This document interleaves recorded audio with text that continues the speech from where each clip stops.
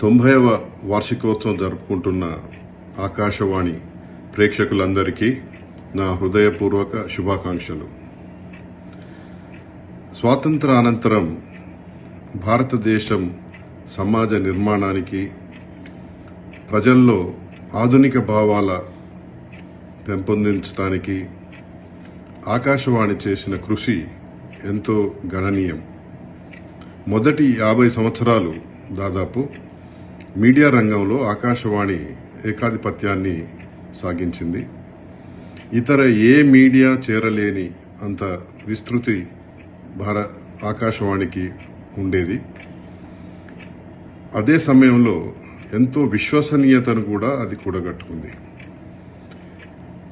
ప్రతి రంగంలో, వ్యవసాయ రంగం తీసుకుంటే ఆధునిక వ్యవసాయ పద్ధతుల్ని ప్రచారం చేయడానికి ఆకాశవాణి చేసిన కృషి ఎనలేనిది.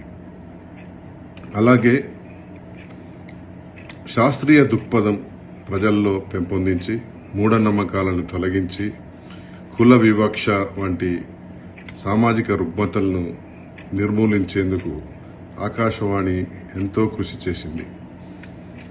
అలాగే శాస్త్రీయ సంగీతాన్ని, లలిత సంగీతాలను రెండింటినీ ప్రేక్షకుల్లో వాటిని బాగా ప్రచారం చేసి, వాటి పట్ల, అలాగే సాహిత్యం పట్ల వారికి అభిరుచిని కలిగించేందుకు ఆకాశవాణి ఎన్నో కార్యక్రమాలను చేపట్టి ఎంతోమంది గొప్ప శాస్త్రీయ సంగీత, లలిత కళాకారుల్ని ప్రోత్సహించింది, పోషించింది.